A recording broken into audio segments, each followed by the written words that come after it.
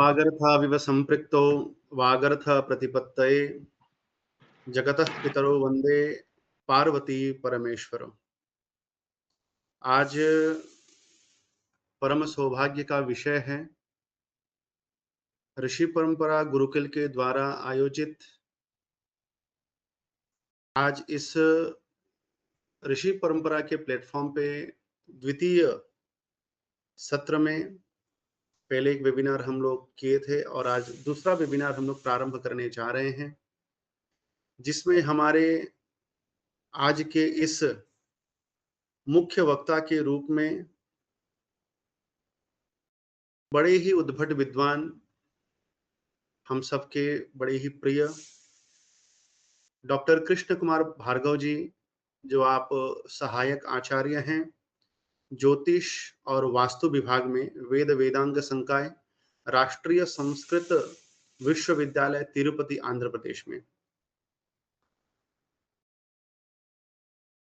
आपका हम हार्दिक स्वागत, वंदन एवं अभिनंदन करते हैं।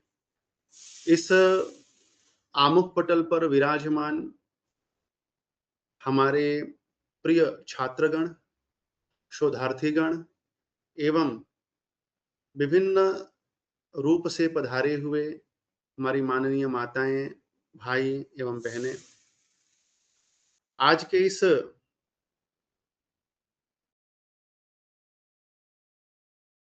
ऋषि परंपरा गुरुकुल के द्वारा जो एक बहुत ही सुंदर विषय प्रस्तुत करने जा रहे हैं, आचार्य डॉक्टर कृष्ण कुमार भार्गव जी, जिस विषय का उल्लेख आप लोग इस आमुख पटल पर देख पा रहे हैं, आधुनिक जीवन और ज्योतिष शास्त्र, चुनौतियां, निर्णय एवं समाधान। इस विषय पर स्वागत बीज भाषण देने के लिए मैं निवेदन कर रहा हूं हमारे बीच में उपस्थित इस आमुख पटल में अन्य एक ज्योतिष के महारथी उद्भट विद्वान डॉक्टर मृत्युंजय तिवारी जी। मैं आदरणीय मृत्युंजय तिवारी जी से भी निवेदन करूंगा कि आप कृपया अपना प्रतिबिंब दिखा करके, चित्र दिखा करके आप प्रकट होवें और समूह को आपका आशीर्वचन प्रदान करें। और जब तक शायद 2 मिनट लग रहे हैं उनको, बोले हैं, लिख रहे हैं हमको, तो अभी माननीय उपस्थित सभी देवतुल्य शोधार्थीगण, छात्रगण, माताएं, बहनें, ऋषि परंपरा एक ऐसा प्लेटफॉर्म जो 1 वर्ष पूर्व आदरणीय डॉक्टर उपेंद्र भार्गव जी, जो आप महर्षि पाणिनि संस्कृत विश्वविद्यालय में ज्योतिष एवं वास्तु विभाग में आप अध्यापक हैं, आदरणीय डॉक्टर कृष्ण कुमार भार्गव जी, हमारे ऋषि परंपरा के बड़े ही अच्छे मार्गदर्शक, आदरणीय डॉक्टर गणेश प्रसाद मिश्र जी, जो नलवाड़ी कुमार भास्कर वर्मा संस्कृत विश्वविद्यालय में आप ज्योतिष विभाग के ही प्राध्यापक हैं, और डॉक्टर अवधेश श्रोत्रिय, आप कामेश्वर सिंह दरभंगा संस्कृत विश्वविद्यालय में ज्योतिष एवं वास्तु विभाग में प्राध्यापक हैं, डॉक्टर मृत्युंजय तिवारी जी, जो आप लोग देख रहे हैं, बहुत सारे विद्यार्थी इसमें जुड़े हैं। जो ऋषि परंपरा द्वारा ऑनलाइन कोर्स चालू हो रहा है, त्रैमासिक कोर्स हम लोग 3 महीने की चला रहे थे, जो भी 2-4 दिनों में इसका हम लोग विश्राम भी करेंगे और फिर से नया कोर्स प्रारंभ करेंगे। हमारा यह ऋषि परंपरा द्वारा ऑनलाइन कोर्स ज्योतिष एवं वास्तु के लिए और प्रत्येक विषयों के लिए सामुद्रिक शास्त्र भी हम लोग अध्यापन कराएंगे उद्भट विद्वानों के द्वारा। जब आदरणीय श्री डॉक्टर कृष्ण कुमार भार्गव जी, डॉक्टर उपेंद्र भार्गव जी जैसे प्रख्यात जब आचार्यों के साथ हम लोगों ने संपर्क किया कि ऐसा एक प्लेटफॉर्म खोल रहे हैं, ताकि समाज में देख रहे हैं कि एस्ट्रोटॉक, एक्स्ट्रो से विभिन्न प्रकार की ऐसे प्लेटफॉर्म आई हैं, जो केवल विज्ञापनों के द्वारा विवाह विच्छेद, विवाह कब होगा, बच्चा कब होगा, ये केवल 3-4 विषयों को लेकर के ही ज्योतिषीय समाधान दे रहे हैं और मिनट टू मिनट पैसे ले रहे हैं। तो इन सब का निराकरण करने के लिए अच्छे उद्भट विद्वान और गुरुकुल परंपरा के द्वारा शिक्षित हम वैसे महानुभाव को लेकर के यह ऋषि परंपरा गुरुकुल स्थापित किए ऑनलाइन प्लेटफॉर्म पर, जिसके चलते आज यह ऋषि परंपरा आगे बढ़ रही है, पल्लवित विकसित हो रही है। हमारे बीच में जिनका बेसब्री से इंतजार था कि बीज भाषण अति संक्षिप्त में ही प्रदान करेंगे। आप सभी इनको जान रहे हैं, डॉक्टर मृत्युंजय तिवारी जी हैं। 3 महीने का जो हम लोग का कोर्स चल रहा था, यह कोर्स का विश्राम दिवस भी 2-3 दिनों में होने वाले हैं। तो और फिर से दूसरा कोर्स इन्हीं का चालू होगा, क्योंकि ऋषि परंपरा के मैंने आप लोगों को नाम गिनाया ही, डॉक्टर उपेंद्र भार्गव जी, डॉक्टर कृष्ण कुमार भार्गव जी, अवधेश श्रोत्रिय जी, डॉक्टर गणेश प्रसाद मिश्र जी और डॉक्टर मृत्युंजय तिवारी जी, ऐसे 5 पांडव हमारे बीच में उपस्थित हैं। एक-एक करके सभी महानुभावों को हम आप सबके बीच में लाएँगे। इन लोगों का मार्गदर्शन और ज्योतिषीय समाधान के द्वारा कैसे यह समाज बड़ा ही पवित्र भाव से, बड़ा ही श्रद्धा और विश्वास भाव से कैसे हम लोग आगे बढ़ सके, इन लोगों का आशीर्वाद हम लोगों को बीच-बीच में प्राप्त होता रहेगा। मैं माननीय डॉक्टर मृत्युंजय तिवारी जी, आप जम्मू परिसर में केंद्रीय संस्कृत विश्वविद्यालय के ज्योतिष विभाग के आप प्राध्यापक हैं, सहायक अध्यापक हैं और आपके आने से पूर्व आपका परिचय हम करा चुके थे। मैं आपसे करबद्ध निवेदन करता हूँ कि बीज भाषण, स्वागत भाषण तथा इस आधुनिक जीवन और ज्योतिष शास्त्र चुनौतियाँ, निर्णय एवं समाधान जो मुख्य वक्ता हैं, आदरणीय डॉक्टर कृष्ण कुमार भार्गव जी, उनका स्वागत, परिचय और इसके विषय में भी थोड़ा संक्षिप्त में आप भाषण प्रदान करके हमें कृतार्थ करें। बहुत-बहुत धन्यवाद। चिंत्या व्यक्त रूपाय निर्गुणाय गुणात्मने समस्त जगदाधार मूर्तये ब्रह्मणे नमः। सम्मानित मंच एवं ऋषि परंपरा के द्वारा आयोजित आज का यह परम अलौकिक और नितांत आवश्यक विषय आधुनिक जीवन और ज्योतिष शास्त्र, चुनौतियां, निर्णय एवं समाधान, इस विषय पर हम सभी का परम सौभाग्य है कि आज हम सभी एक ऐसे उद्भट मनीषी विद्वान, शास्त्र परंपरा के संवाहक, हमारे अग्रज परम पूज्य डॉक्टर कृष्ण कुमार भार्गव जी, जो सहायक आचार्य हैं ज्योतिष एवं वास्तु विभाग के वेद वेदांग संकाय में, नेशनल संस्कृत यूनिवर्सिटी तिरुपति, आंध्र प्रदेश से। आज का जो मुख्य विषय है, आदरणीय अग्रज के द्वारा इस पर मार्गदर्शन दिया जाएगा, परंतु उसके बीच में मुझे हमारे अग्रज आदरणीय डॉक्टर विवेक मिश्रा जी, जो बड़े ही सुंदर तरीके से कहे कि संक्षिप्त में, हाँ, बात को वहीं पर समर्पित कर दिए कि संक्षिप्त में, तो बिल्कुल मैं संक्षिप्त में अपनी बात कहूंगा। और सबसे पहले मैं आज के मुख्य वक्ता डॉक्टर कृष्ण कुमार भार्गव जी के बारे में मैं आप सभी से, क्योंकि हमारे जो विद्यार्थी हैं और जो त्रैमासिक फलित ज्योतिष की कक्षा में जुड़े हुए हैं, वे सभी जान रहे हैं कि ज्योतिष शास्त्र के लिए समर्पित यह ऋषि परंपरा संस्था जो है, यह भारतवर्ष में शायद पहली इकलौती ऐसी संस्था है जो एआई टेक्नोलॉजी को लेकर और ज्योतिष शास्त्र के समग्र विषयों, ज्योतिष हो, वास्तु हो, संहिता हो, हस्तरेखा हो, कुंडली निर्माण हो, कुंडली विज्ञान हो, 12 भावों का फलादेश हो, तमाम रूप से जो आचार्य वराह मिहिर ने एक ज्योतिषी की परिभाषा कही है, मुझे लगता है ऋषि परंपरा ने उसको आत्मसात कर लिया है कि हम उसी प्रकार से आगे बढ़ेंगे। तो ऋषि परंपरा के द्वारा समायोजित इस आज के वेबिनार कार्यक्रम में डॉक्टर कृष्ण कुमार भार्गव जी के बारे में आप सभी लोग इतना ही जानते हैं कि ये तिरुपति में नेशनल संस्कृत यूनिवर्सिटी में असिस्टेंट प्रोफेसर के रूप में अपनी सेवाएं दे रहे हैं। लेकिन इसके पीछे अगर आप देखने जाएंगे तो अगर आप भारतवर्ष ही नहीं, समूचे विश्व में IGNOU, Indira Gandhi national open university, जो एमए ज्योतिष शास्त्र शुरू किया है, उसमें आदरणीय कृष्ण कुमार भार्गव जी की बड़ी अहम भूमिका रही है। और आज समूचे विश्व से लोग ज्योतिष शास्त्र में एमए कर रहे हैं। आप भी घर बैठे एमए कर सकते हैं। उसके पाठ्यक्रम का निर्माण करना, पाठों का लेखन करना आदरणीय के द्वारा किया गया है। NIOS जो हमारे भारत सरकार की एक संस्था है, जो बच्चे घर बैठे ही 10वीं 12वीं की परीक्षा देना चाहते हैं, उनके पास सुविधा नहीं होती है, तो उसके लिए भी आदरणीय ने पाठ्यक्रम का निर्माण, चूंकि स्कूली लेवल पर ज्योतिष शास्त्र को समूचे विश्व में प्रचारित और प्रसारित करने का कार्य आदरणीय के द्वारा किया गया है। प्रतिभा जो है किसी परिचय की मोहताज नहीं होती है। आदरणीय को परिचय देने का मतलब सूर्य को दीपक दिखाने के समान है। लेकिन आदरणीय डॉक्टर कृष्ण कुमार भार्गव जी पहले उत्तर प्रदेश में माध्यमिक शिक्षा परिषद में प्राचार्य के रूप में भी अपनी सेवाएं दे चुके हैं।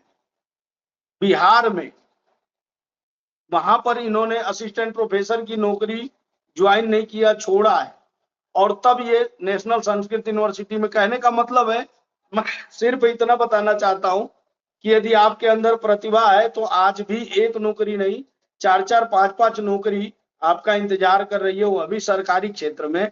उसके हम ज्योतिषियों के बीच में, हम जितने ज्योतिषी जुड़ते हैं, हम सभी के ये मार्ग प्रदर्शक हैं और मार्गदर्शक हैं।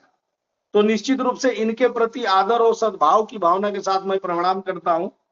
अधिक परिचय इनका मैं क्या दूं। काशी हिंदू विश्वविद्यालय से इन्होंने ज्योतिष शास्त्र में अपनी समस्त उपाधियां प्राप्त की है। वहीं से इन्होंने विद्यावारिधि पीएचडी की भी उपाधि प्राप्त की।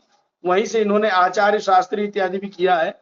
और जिस प्रकार से इनका नाम है ये कृष्ण कुमार, तो भगवान कृष्ण के पास जिस प्रकार का विवेक था, जिस प्रकार की विनम्रता थी, वो मुझे लगता है सब कुछ इनके अंदर भरा पड़ा है। इतने उद्भट विद्वान होने के बाद भी हम सभी को बड़े ही आदर और सम्मान के साथ अपने साथ बिठाते हैं।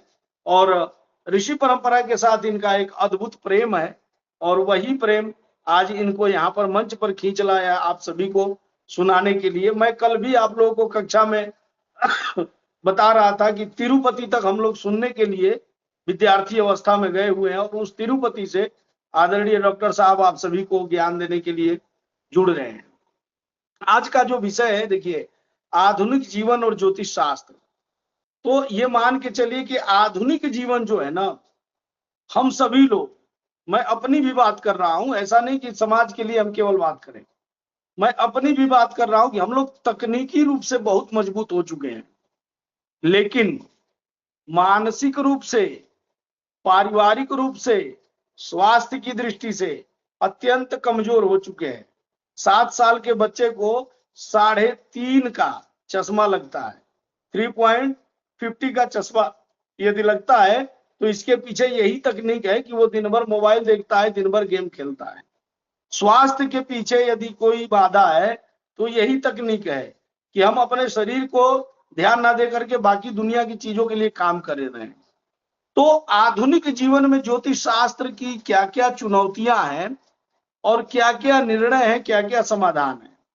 सबसे पहली समाधान और चुनौतियां मुझे जो दिखती हैं कि आज हर किसी के मोबाइल में, आदरणीय विवेक जी अभी बात कर रहे थे कि एस्ट्रोसेज और एस्ट्रोटॉक, आप अपना फेसबुक इंस्टॉल करते हैं, आप इंस्टाग्राम को स्क्रॉल करते हैं, आपको दिखाई देता रहता वहां 3 दिन में ज्योतिष सीखिए, 2 दिन में वास्तु सीखिए। अरे भाई, जिस शास्त्र को पढ़ने के लिए जो वक्ता आज सभी को आपके समक्ष उपस्थित हो रहे हैं, बाल्यकाल से, बचपन से, गुरुकुल से लेके उन्होंने 10वीं 12वीं शास्त्री, आचार्य, पीएचडी, भारत की जो सबसे बड़ी प्रतिष्ठा एक सहायक आचार्य की होती है, जेआरएफ, यूजीसी नेट पास किया, और लगभग 10 वर्षों से अध्यापन कार्य कर रहे हैं सेंट्रल संस्कृत यूनिवर्सिटी में, नेशनल संस्कृत यूनिवर्सिटी में।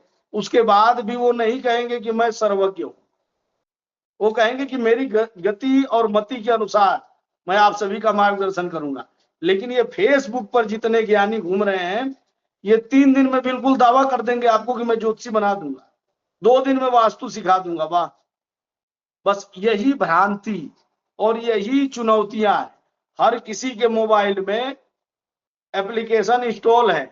लड़के लड़की की शादी की बात आई, हम 2 मिनट में निर्णय देते हैं कि इतने गुण से मिल रहा है, विवाह हो सकता है या नहीं हो सकता है। ऐसा नहीं होता है। ये चुनौतियां हैं, क्योंकि आप केवल और केवल किसी के 32 गुण मिल जाने से या 28 गुण मिल जाने से या 20 गुण मिल जाने से आप विवाह तय करने वाले या विवाह काटने वाले आप कोई नहीं होते हैं। उसके लिए शास्त्र की कसौटी को समझना पड़ेगा।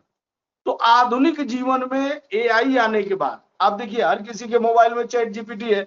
अपना डेट ऑफ बर्थ डालने के बाद आप प्रैक्टिकल कर लीजिएगा, मैं बता रहा हूं, आप बोलिए उसको कि मैं कॉमर्स पढ़ाऊं, वो बिल्कुल कॉमर्स की फलादेश करेगा। आप बोलिए मैं ज्योतिष पढ़ाऊं, ज्योतिष का फलादेश करेगा। आप बोलिए मैं आईएएस की तैयारी कर रहा हूं, आपका डेट ऑफ बर्थ वही है, 20 तरह से एआई आपको फलादेश देना शुरू कर देगा।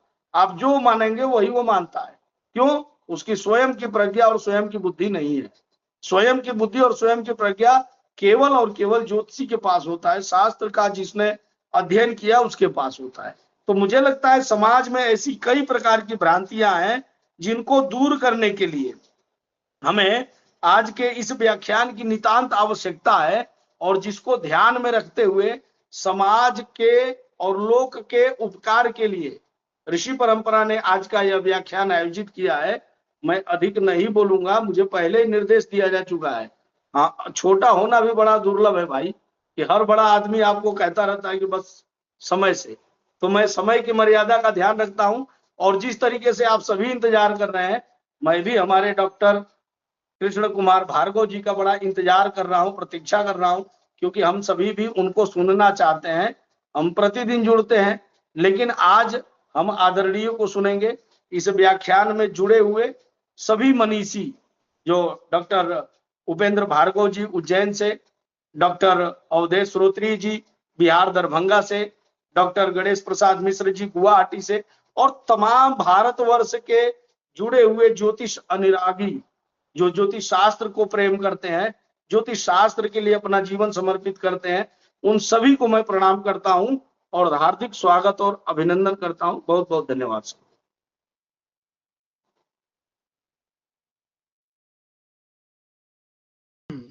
आरंभ करूं मृत्युंजय जी? बिल्कुल। बहुत बहुत धन्यवाद आपका। मूकं करोति वाचालं पंगुं लंघयते गिरिं यत्कृपातमहं वंदे परमानंद माधवम। सर्वेभ्यो नमस्काराः। आप सभी का पहले मैं हार्दिक स्वागत और अभिनंदन करता हूं।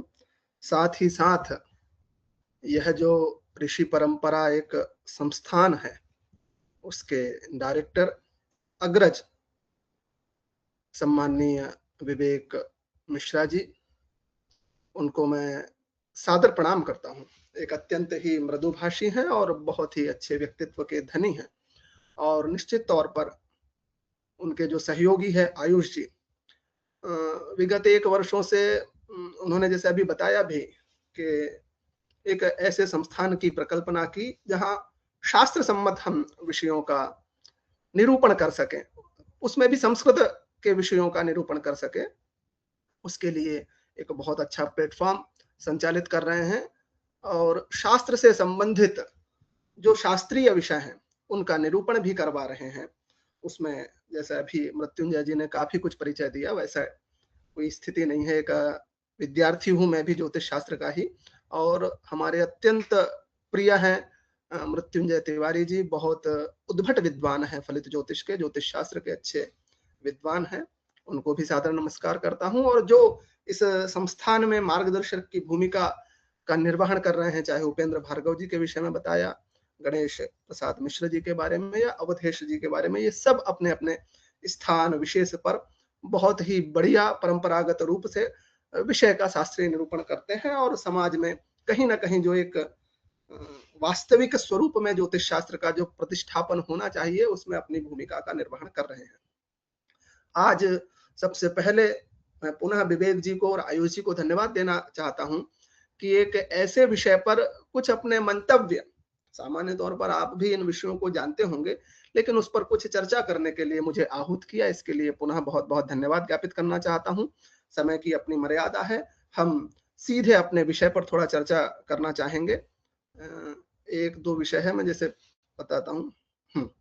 ये स्लाइड मूव हो रही है ना आयुष जी, थोड़ा बता पाएंगे ना अभी जो मैंने मूव की? नहीं गुरुजी, अब चेंज करिए स्लाइड अभी।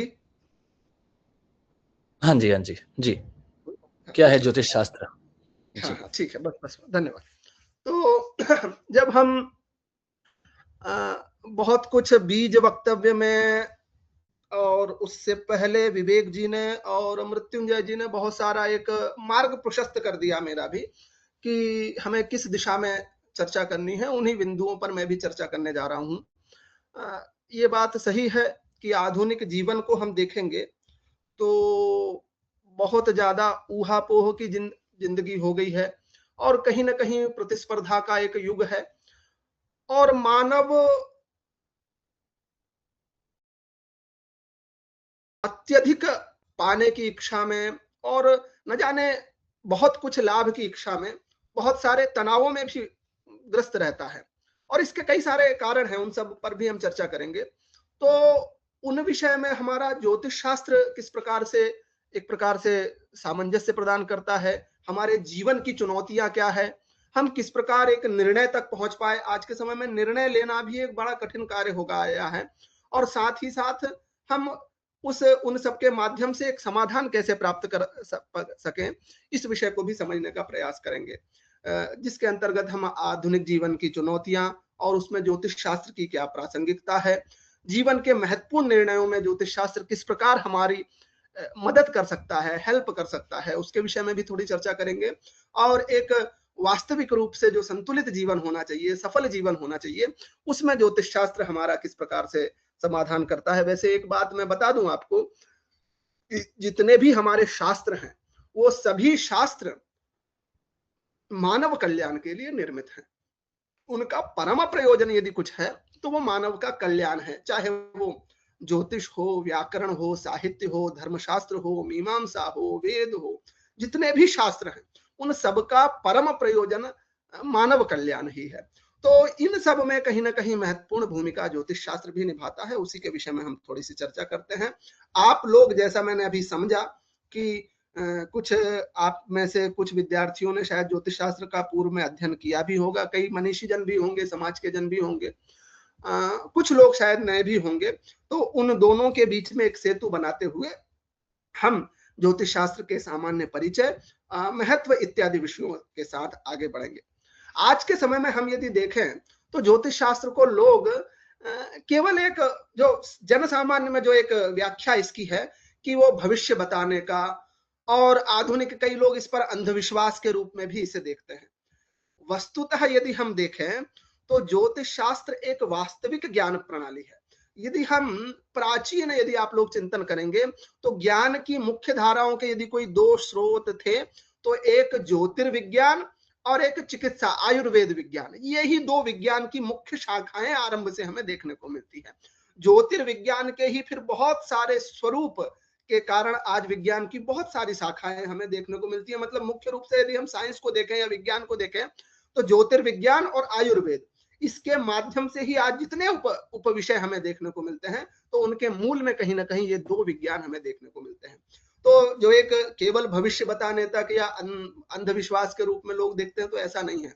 यहाँ गणित भी है, इसके बाद में सिद्धांत विषय भी है, संहितागत विचार भी होता है। तो बहुत सारे ऐसे विषय हैं, इसमें इसके विषय में बहुत सारी हम चर्चा कर सकते हैं, चाहे वो शून्य की बात हो, चाहे पृथ्वी के अक्ष भ्रमण की बात हो, व्यास परिधि के संबंध की बात हो। ऐसे तमाम विषय हमारे ज्योतिष शास्त्र के ग्रंथों में हमारे आचार्यों ने उल्लेखित किया है और उसमें से एक पार्ट हमारा फलित भी है।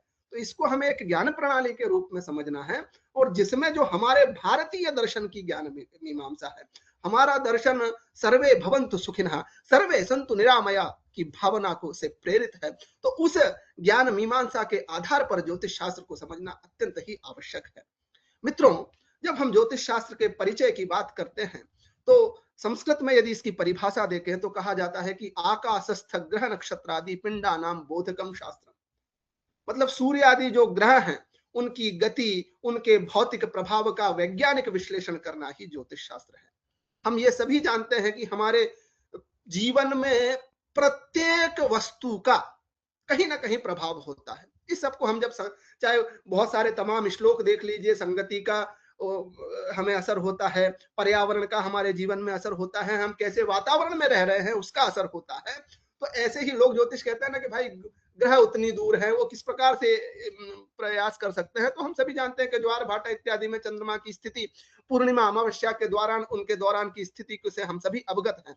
तो ज्योतिष शास्त्र उन्हीं ग्रहों की गति का, उनके स्वभाव का, उनकी प्रकृति के आधार पर मानव जीवन में एवं क्षेत्र विशेष में, राष्ट्र विशेष में या संसार विशेष में पड़ने वाले फल का भी विवेचन करता है, क्योंकि हमारे यहाँ दोनों बात है कि सिद्धांत का तो प्रतिपादन है ही है, लेकिन उस सिद्धांत का मूल प्रयोजन क्या है, फल प्राप्ति, तो उस फल प्राप्ति पर भी विचार करता है।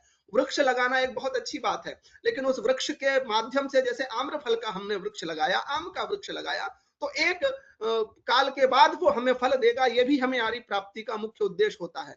तो ज्योतिष शास्त्र जहां सिद्धांतों के प्रतिपादन की बात आती है, उसके साथ साथ फल प्राप्ति के विषय में भी ये विवेचन करता है इन ग्रहों की स्थिति के आधार पर। शब्द कल्पद्रुम बहुत बड़ा कोश ग्रंथ है, उसमें भी इसकी परिभाषाएं ज्योतिर्मय सूर्यादि ग्रहाणाम गतित्यादिकम अधिकृत्य कृतम वेदांग शास्त्रम ज्योतिषम, इस प्रकार से कहा है। मैं थोड़ा संस्कृत के कुछ श्लोक आपके साथ शेयर करता रहूंगा ताकि आपको शास्त्रीय विषय का भी ज्ञान होता रहे। तो वैसा यह ज्योतिष शास्त्र है, इसको काल विधान भी शास्त्र कहा गया। बहुत सारी परिभाषाएं दिखाते हैं, क्योंकि काल के विषय में, शुभाशुभ काल के विषय में यदि कोई बोध कराने वाला शास्त्र है तो उसे ज्योतिष शास्त्र कहा गया है। व्युत्पत्ति देखते हैं तो हमारे कोई भी शास्त्र है उसकी एक संस्कृत की अपनी व्युत्पत्ति है, अपना अर्थ है। तो ज्योतिष शब्द भी द्युत दीप्त धातु है, धातु एक होती है, उस धातु से यह शब्द निर्माण होता है ज्योतिष शब्द, जिसका जो अर्थ है वो प्रकाश की ओर ही है। तो वस्तुतः प्रकाश के विषय में, हमारे जीवन में जो अंधकार है उसमें यदि कोई प्रकाश संबंधी मार्ग में मार्गदर्शन करता है तो वह ज्योतिष शास्त्र है। साथ ही साथ हम सभी यदि देखते हैं तो सभी ज्ञान का यदि कोई मूल है तो वो हमारे वेद है। और वेद से ज्योतिष शास्त्र का यदि हम स्वरूप को देखें तो हम सभी जानते हैं ऋग्वेद, यजुर्वेद, सामवेद और अथर्ववेद सर्व ज्ञानमयो ही सः, ऐसा कहा गया है कि वेद ही ऐसी एक ज्ञान राशि है। आज लोग उसकी भी अपनी अपनी व्याख्याएं करते हैं, लेकिन कहीं ना कहीं इसके मूल में यदि देखेंगे तो चाहे वो मंत्रों की बात हो, आप देखिए गणित के बहुत सारे एकाचमे, तिस्रश्चमे, पंचचमे, ये सब जब आप सुनते होंगे मंत्रों को, तो ये सब गणित की एक अपनी समानांतर श्रेणी, विषमांतर श्रेणी, तो बहुत सारे ऐसे तमाम विषय हैं जो वेदों में हमें देखने को मिलते हैं।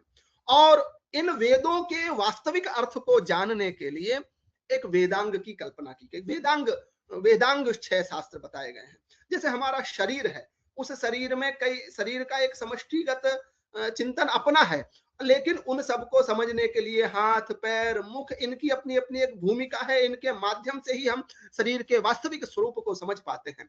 तो ऐसे ही व्याकरण, ज्योतिष, निरुक्त, कल्प, शिक्षा, छंद शास्त्र, ये 6 वेदांग बताए गए हैं। इनके वास्तविक अध्ययन से, इसके वास्तविक ज्ञान से हम वेद के वास्तविक अर्थों को समझ पाते हैं। और आज के जीवन में एक शास्त्र को पढ़ पाना ही, उसमें भी थोड़ी गति प्राप्त कर पाना ही बहुत, कहा गया है अनंत शास्त्रम बहुलाश विद्या अल्पश्च कालो बहुविघ्नता च यस्सारभूतम तदुपासनीयम हमसैर यथा क्षीरमिवाम्बु मध्यात्।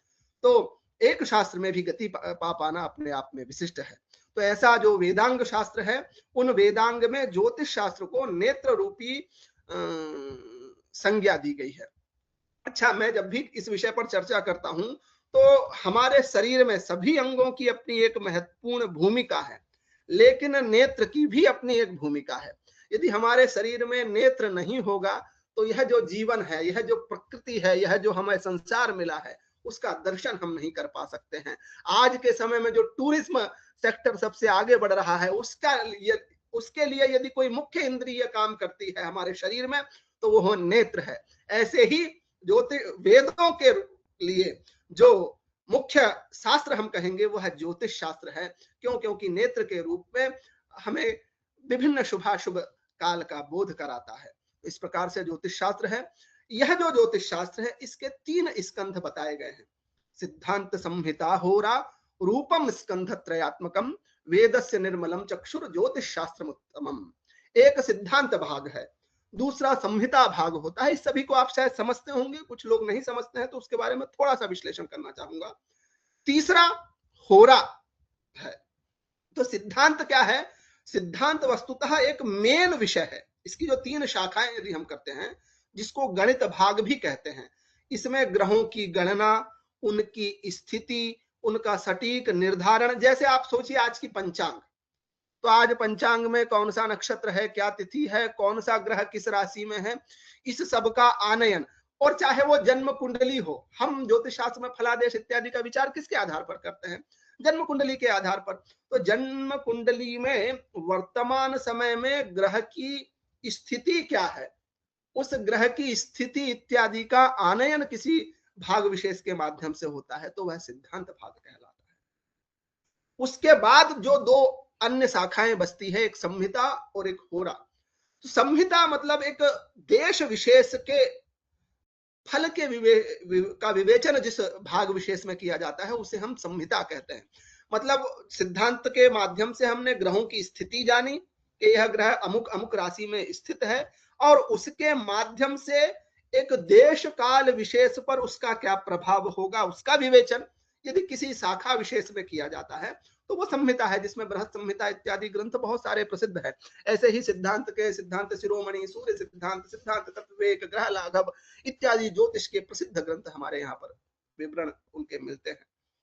और उसी सिद्धांत के ग्रहों के आधार पर व्यक्ति विशेष का, जिसका आज के समय में बहुत ज्यादा प्रचार प्रसार हमें देखने को मिलता है, वह है होरा या फलित। तो उस व्यक्ति विशेष की कुंडली का, व्यक्ति विशेष के जीवन में शुभाशुभ संभाव्य घटनाओं का विश्लेषण हम होरा शास्त्र के माध्यम से, फलित शास्त्र के माध्यम से कर पाते हैं।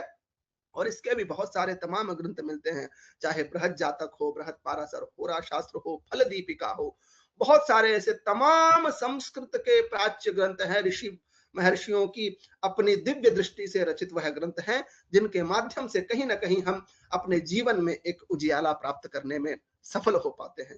तो यह ज्योतिष शास्त्र का 3 स्कंद हुए। जैसे वेद के 6 अंग बताए गए हैं, वैसे ही ज्योतिष शास्त्र के भी 6 अंग बताए जाते हैं। वो 6 अंग में कहा गया है जातक, गोल, निमित्त, प्रश्न और मुहूर्त और गणित। तो जातक को आप उसी में अंतर्निहित कर लीजिए। होरा में आप व्यक्ति विशेष का फल विवेचन किया जाता है। गोल भी जो है, गोल में ग्रहों की स्थिति इत्यादि का आनयन होता है। निमित्त आप सभी जानते होंगे, जो शकुन वगैरह हो गया उसके विषय में चिंतन किया जाता है, या मान लो बिल्ली ने रास्ता, बहुत सारे विषय है इनके, उस पर भी सामुद्रिक शास्त्र के आधार पर चिंतन किया जाता है। एक प्रश्न शास्त्र की अपनी एक महत्ता है। हम दक्षिण भारत में यहाँ पर यह प्रसिद्ध विश्वविद्यालय है, उसमें भी एक केरल राज्य जो है, जिसमें आप जानते होंगे आज भी प्रश्न के माध्यम से सटीक विषयों का विश्लेषण करने वाले आचार्य हैं, जिसमें प्रश्न मार्ग जैसे प्रसिद्ध ग्रंथ, उनमें हम सभी का मार्गदर्शन करते हैं। तो उसी की एक शाखा प्रश्न भी है। और मुहूर्त जो कि हमारे जीवन का एक महत्वपूर्ण भाग होता है। शुभ, अब अच्छा, इसमें भी कई लोग कंट्रोवर्सी किए हैं कि भाई सूर्य भगवान ने बनाया, चंद्र भी भगवान की ही है, तो उनके द्वारा जो भी काल निर्धारित हो, क्योंकि मुहूर्त वस्तुतः जो आप पंचांग समझेंगे ना, इसमें सूर्य चंद्रमा की बहुत महत्वपूर्ण भूमिका होती है। इन दोनों की स्थितियों के आधार पर ही हम विभिन्न प्रकार के मुहूर्त, चाहे तिथि हो, वार हो, नक्षत्र हो, योग हो, करण हो, उनके आधार पर ही ना हम मुहूर्त का विवेचन करते हैं। तो ये दोनों का बहुत बड़ा इफेक्ट होता है। लेकिन जैसा कहा गया है ना कि एक काल विशेष किसी कार्य के लिए अच्छा है, तो एक काल विशेष किसी इस कार्य के लिए अच्छा है। तो जिस कार्य विशेष के लिए जो काल अच्छा शास्त्रों में बताया गया है, उसमें यदि वह कार्य करते हैं तो निश्चित तौर पर हमारा जीवन में उस कार्य विशेष में सफलता प्राप्त होने के चांसेस अधिक होते हैं। तो इसलिए मुहूर्त की भी अपनी एक उपयोगिता है। और गणित, चाहे हम त्रिकोणमिति ले लें, रेखा गणित ले लें, और लीलावती जैसा ग्रंथ है जिसमें पूरे अंक गणित का विवेचन है, बीज गणित में पूरा बीज गणित का विवेचन किए गए हैं। ये सब ग्रंथ हमारे भास्कराचार्य इत्यादि और उससे भी पहले कई आचार्य हुए, आर्यभट्ट हुए 4वीं 5वीं शताब्दी में, उन सब ने, चाहे महावीर जैन हुए, उनका जब आप देखेंगे तो बहुत सारे ग्रंथ हमें देखने को मिलते हैं। तो जिसमें गणित की भी एक समृद्ध जो शाखा मिलती है, उसके भी कहीं ना कहीं मूल और प्राण में देखते हैं तो ज्योतिष शास्त्र आता है। और इन सब 6 अंगों को हम इस रूप से तीनों स्कंधों में हम समझ पाते हैं। गोल, गणित और संहिता में निमित्त आ जाता है, जातक, प्रश्न, मुहूर्त और निमित्त को होरा स्कंध के अंतर्गत पा पाते हैं। अभी जैसे मैं कह रहा था कि ज्योतिष शास्त्र की ये जो 3 शाखाएं हैं या 3 स्कंध हैं, एक सिद्धांत, संहिता और होरा, तो जो इसको भी हमें 2 रूप में समझने का प्रयास करना होगा, एक प्रमाण के रूप में और एक फल के रूप में। तो प्रमाण है सिद्धांत ज्योतिष, गणित। जब तक प्रमाण शुद्ध नहीं होगा तब तक उससे मिलने वाला फल ठीक नहीं हो सकता। तो इसीलिए ज्योतिष शास्त्र में आज लोग थोड़ा सा फलित पढ़ लेते हैं, थोड़ा सा ज्ञान प्राप्त करके कहीं ना कहीं कुछ ना कुछ कहते हैं, लेकिन उसमें जो एक भाग विशेष है सिद्धांत, उसको भी समझना बहुत जरूरी है। क्योंकि सिद्धांत के आधार पर ही हम संहिता और होरा के सटीक फल का विवेचन कर सकते हैं। क्योंकि वास्तविक ग्रह स्थिति ही यदि हमें नहीं मिलती है तो हम उसके आधार पर फल का विचार कैसे करेंगे, उसमें भी व्यत्यास आ जाएगा और फिर हम दोष देते हैं ज्योतिष को, शास्त्रों को। तो कहीं ना कहीं थोड़े प्रमाण का भी चिंतन बहुत जरूरी है, और उसके साथ साथ जब प्रमाण प्रमुख रूप से हो जाएगा तो उसके आधार पर जो फल की दो मुख्य शाखाएं हैं, संहिता और होरा, उससे हम निश्चित तौर पर अच्छा फल प्राप्त कर सकते हैं। तो ज्योतिष शास्त्र में एक हुआ प्रमाण और दूसरा हुआ फल। तो प्रमाण रूपी जो स्कंद है वह सिद्धांत स्कंद है, और फल रूपी जिसको हम समाज में देख पाते हैं संहिता विशेष हुआ और होरा विशेष, चाहे भूकंप हो, अतिवृष्टि हो, अल्प वृष्टि हो, महंगाई हो इत्यादि का विचार हम संहिता इत्यादि के माध्यम से करते हैं। अब थोड़ा सा और हम ज्योतिष शास्त्र के महत्व को संस्कृत की दृष्टि से देखें तो आप सभी देख सकते हैं कि वेदों का काम क्या कहा। सिद्धांत शिरोमणि का यह बहुत अच्छा श्लोक मिलता है कि वेदास्तावत यज्ञ कर्म प्रवृत्ताः यज्ञाः प्रोक्तास्ते तु कालाश्रयेण शास्त्रादस्मात् कालबोधो यतः स्यात् वेदांगत्वं ज्योतिषस्योक्तम अस्मात्। कि वेदों का मुख्य काम क्या है? यज्ञ कर्म। वो यज्ञ कर्म किस लिए किए जाते हैं? समाज की उन्नति हो, समाज में शांति व्यवस्था हो, समाज सुखमय जीवन रहे, यही वेद का मुख्य कार्य है यज्ञ संपादन के माध्यम से। और वो यज्ञ हमें कब करना चाहिए? वैसे सर्वदा करें, लेकिन उसमें भी मैंने अभी जैसे चर्चा किया कि ये काल विशेष में करते हैं तो उसका कहीं ना कहीं विशेष फल मिलता है। तो वो यज्ञों के काल का निर्धारण यदि किसी शास्त्र से होता है तो वह ज्योतिष शास्त्र है। इसलिए इसको वेदांग के रूप में महत्वपूर्ण माना गया है, ऐसे भास्कराचार्य जी कहते हैं। और भी कहा है यथा शिखा मयूराणाम नागाणाम मणयो यथा तद्वद वेदांग शास्त्राणाम ज्योतिषम मूर्धनि वर्तते। मतलब मयूर की शिखा नाग की जो मणि जैसे अपने आप में प्रसिद्ध मानी जाती है, वो एक प्रकार से प्रकाशित करती है, वैसे ही वेदांग शास्त्रों में ज्योतिष शास्त्र को भी अत्यंत मूर्धनि उच्च स्थान प्राप्त किया गया है। और एक और बात देख लीजिए कि वेद चक्षु किलिदम स्मृतम ज्योतिषम मुख्यता चांग मध्य शतेनोच्यते संयुतो पीतरई कर्ण नासादिभिश्चक्षुसांगे नहीनो न किंचित करः। यदि हम हमारे जीवन में नेत्र से विहीन हो जाए, चक्षुसांगे नहीनः न किंचित करः किमपि कर्तुम न शक्नोति सः, यदि हमारे नेत्र नहीं है तो कहीं ना कहीं एक बहुत बड़ा ड्रॉबैक होता है हमारे जीवन में। ठीक है, इसमें कहीं ना कहीं भगवान भी अपनी एक रोल अदा करते हैं और बहुत सारे ऐसे होते हैं कि उनके लिए विशेष कुछ प्रतिभा मिलती है, लेकिन तथापि यदि पूर्णांग होते हैं, चक्षुष इत्यादि रहते हैं तो उसकी एक अलग ही की बात है। तो इसलिए कहा गया कि आपके और सारे सब कुछ हो, कर्ण हो, नाक हो, सब कुछ हो, लेकिन चक्षु नहीं है तो कहीं ना कहीं एक बहुत हम कमी को महसूस करते हैं। वैसे ही वेदांगों में ज्योतिष शास्त्र की अपनी एक महत्वपूर्ण भूमिका है। बहुत सारे अर्थों में इसके तमाम श्लोक मिलते हैं। अब ज्योतिष शास्त्र के लक्ष्य को देखें तो इस पर हम ज्यादा चर्चा नहीं करेंगे।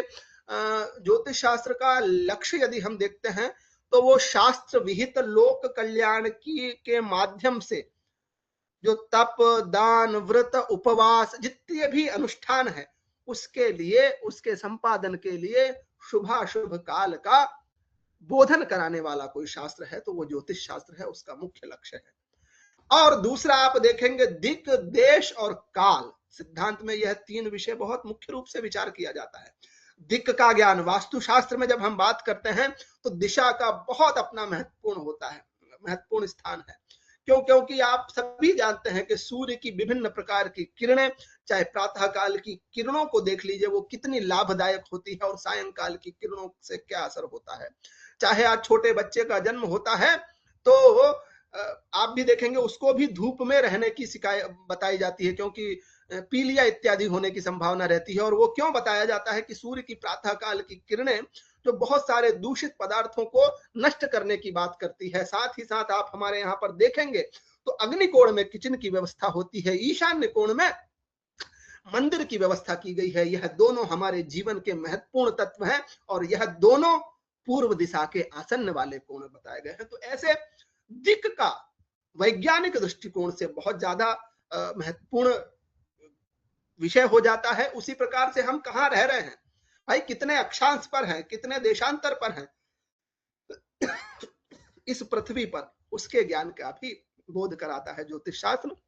और शुभाशुभ काल के लिए तो हमने अभी चर्चा की ही। इसी प्रकार से जो हमारे सामाजिक कार्य हैं, विभिन्न प्रकार की यात्राएं होती है, विवाह होता है, उत्सव होता है, उसके समय का भी बोध कराने वाला कोई शास्त्र है तो वह ज्योतिष शास्त्र है। और मनुष्य के जन्म काल से आरभ्य मृत्यु पर्यंत संभाव्य शुभाशुभ घटनाओं का विश्लेषण, चाहे वह स्वास्थ्य की दृष्टि से हो, धन की दृष्टि से हो, बंधुजनों की दृष्टि से हो, भवन की दृष्टि से हो, विद्या की दृष्टि से हो, पुत्र की दृष्टि से हो, शत्रु, रोग, दाम्पत्य, धर्म, कर्म, आजीविका, आय, व्यय इत्यादि सब का मार्गदर्शन करता है ज्योतिष शास्त्र इन 12 भावों के माध्यम से ही। साथ ही साथ भूगर्भ से लेकर अंतरिक्ष से, चाहे भूकंप की बात हो उसका भी विवेचन हमें देखने को मिलता है, और अंतरिक्ष के बहुत सारे विषय हैं उनका भी विवेचन, ग्रहों की गति इत्यादि का भी आनयन यदि कोई शास्त्र करता है तो वह ज्योतिष शास्त्र है। भूकंप, ग्रहण, उल्कापात, अनावृष्टि, अतिवृष्टि, इन सभी विषयों का विवेचन ज्योतिष शास्त्र के माध्यम से किया जाता है। तो यह रहा ज्योतिष शास्त्र का एक सामान्य स्वरूप, सामान्य परिचय आप सभी के दृष्टिकोण में। अब हम जो प्रस्तुत विषय है उसको समझें तो आधुनिक जीवन की जो चुनौतियां हैं वह अत्यंत ही बहुत ज्यादा, कहीं ना कहीं अपने आप में बहुत ज्यादा है, क्योंकि एक अत्यंत आधुनिक जीवन अत्यधिक प्रतिस्पर्धी हो गया है और तनावपूर्ण हो गया है। हर व्यक्ति चाहे वह जिस क्षेत्र विशेष में कार्य कर रहा है वहां प्रतिस्पर्धा अपने आप पे चरम पर है, और उसके कारण व्यक्ति का जीवन तनावमय हो गया है। चाहे वह सुबह से शाम तक नाना प्रकार के संकटों में, नाना प्रकार की समस्याओं से ग्रसित होता है और एक विशेष प्रकार के तनाव से अपने जीवन में ग्रसित होता जा रहा है। इस सब में ज्योतिष शास्त्र की अपनी एक भूमिका है। तकनीकी विकास तो बहुत बड़ा है, एआई इत्यादि चीजें बढ़ गई हैं, लेकिन उनके कारण मानसिक असंतुलन भी बहुत ज्यादा बढ़ गया है। हमारे मन में न जाने कितने कितने विकार आ गए हैं। आज के समय में आप देखिए रील्स इत्यादि जो बन रही हैं उसके कहीं अपने पॉजिटिव इफेक्ट है तो बहुत ज्यादा नेगेटिव इफेक्ट भी हमें देखने को मिल रहा है। बहुत सारे परिवारों में विच्छेद का कारण भी आज के समय में ये सब हो रहा है। तो तकनीकी विकास किया है, लेकिन जो भारतीय सनातन परंपरा है उस सनातन परंपरा के मूल जो उद्देश्य है उसको भी कहीं ना कहीं हम खो पा रहे हैं। और साथ ही साथ जीवन के अनेक निर्णयों में जो व्यक्ति के जो निर्णय है ना वो भविष्य को प्रभावित करते हैं। आज हम क्या निर्णय ले रहे हैं वह हमारे जीवन को बहुत ज्यादा प्रभावित करने वाला होता है। हम किस क्षेत्र में जाएं, हमें क्या करना चाहिए, हम कौन सा व्यवसाय करें, हमारी क्या योग्यता थी, हमारे अंदर क्या क्वालिटी है, उस क्वालिटी को पहचानना और उसके अनुसार निर्णय करना, तो हम हमारे भविष्य के जीवन को सत्कार पा सकते हैं। आज यदि हम सचिन तेंदुलकर और विराट कोहली को कहेंगे कि आप एकेडमिक क्षेत्र में कार्य करिए, तो जो नाम उनका आज उस क्षेत्र में हुआ है वो किसी कारण से भी उस एकेडमिक क्षेत्र में उतना नाम रोशन नहीं कर पा सकते थे। तो अपनी जिसकी जो प्रतिभा है उस प्रतिभा को पहचानना वो बहुत महत्वपूर्ण भूमिका निर्वाह करता है। और इसमें भारतीय ज्ञान परंपरा में ज्योतिष शास्त्र जीवन को एक मार्गदर्शक विज्ञान के रूप में माना गया है। वह उसकी क्वालिटी विशेष को जानने में एक सहायक सिद्ध होता है। मैं बार बार कहूंगा कि ज्योतिष शास्त्र जो है किसी भी कार्य विशेष में सहायक होता है। कर्मवादी सिद्धांत है, शास्त्र है, न तो भाग्यवादी। लोग कहते हैं कि ग्रहों की स्थिति के आधार पर तो हमें फल मिलना ही चाहिए, तो ऐसा नहीं है। जब तक आप यत्न नहीं करोगे, जब तक आप प्रयास नहीं करोगे तो उस फल की प्राप्ति नहीं होती है। और यह केवल उस मार्ग विशेष को दिखाने का हमें मार्ग प्रशस्त करता है ज्योतिष शास्त्र। आज की चुनौतियां देखें तो मानसिक तनाव है, अवसाद है, बहुत ज्यादा हम डिप्रेशन में जा रहे हैं। लोग देख रहे हो गया, जितनी भौतिकता बढ़ती जा रही है उतना डिप्रेशन बढ़ता जा रहा है। पारिवारिक कलह, हमारे यहाँ वास्तुशास्त्र में यदि आप लोगों ने थोड़ा सा भी अध्ययन करा होगा तो 16 प्रकार के कक्षों की बात की गई है। 16 प्रकार के कक्ष क्यों? क्योंकि विभिन्न प्रकार के, जब हमारे पुराने समय की व्यवस्था देखते हैं तो संयुक्त परिवार की बात की जाती थी। लेकिन आज के समय में परिवार कितना बचा है? मैं, मेरी पत्नी और मेरे बच्चे, माता पिता का एक अलग स्थान हो गया, भाई बहन का एक अलग स्थान हो गया, जो परिवार में, जो समाज में जो रिश्ते थे वो कम होते जा रहे हैं। तो इस सब में बहुत सारी चुनौतियां हमें देखने को मिल रही है। करियर की, रोजगार की अनिश्चितताएं हमें देखने को मिलती है। लोग अच्छे अच्छे प्लेटफॉर्म मिलते हैं, उनसे कहीं ना कहीं दूर हो जाते हैं। कई सारे लोग अपने जीवन में क्या करें, किंग कर्तव्य विमूढ़ की स्थिति में होते हैं। और आर्थिक अस्थिरता भी कहीं ना कहीं हम भारत में भी देखेंगे ना, तो कहते हैं 4 से 5% लोगों के पास ही भारत का 90% से ज्यादा धन है, और बाकी लोग मध्यम वर्ग से भी नीचे के जीवन की स्थिति में जीवन यापन कर रहे हैं। तो ये भी एक बहुत बड़ा हमारे जीवन में ड्रॉबैक होता है। आर्थिक स्थिरता भी होती है। स्वास्थ्य संबंधी समस्याएं, आज का वातावरण इतना ज्यादा दूषित हो गया है जिसके कारण अनेक प्रकार की समस्याएं हो रही है। और वैवाहिक जीवन की कठिनाइयां, आज वैवाहिक जीवन, जब पारिवारिक कलह इत्यादि की बात आती है, उसमें वैवाहिक जीवन भी अत्यंत अत्यंत रूप से, वहां से आप चले जाइए अंदर, ठीक है। वैवाहिक जीवन में भी अनेक प्रकार की कठिनाइयां देखने को मिलती है। साथ ही साथ डिजिटल जीवन एवं समय प्रबंधन, ये एक महत्वपूर्ण विषय हो जाता है। जब आज का डिजिटल युग में तो हम बहुत सारे आ गए हैं, हमारे पास बहुत सारे संसाधन हैं, बहुत सारे चीजें हैं। एक मिनट, थोड़ा सा 1 सेकंड के लिए रुकेंगे इसको थोड़ा।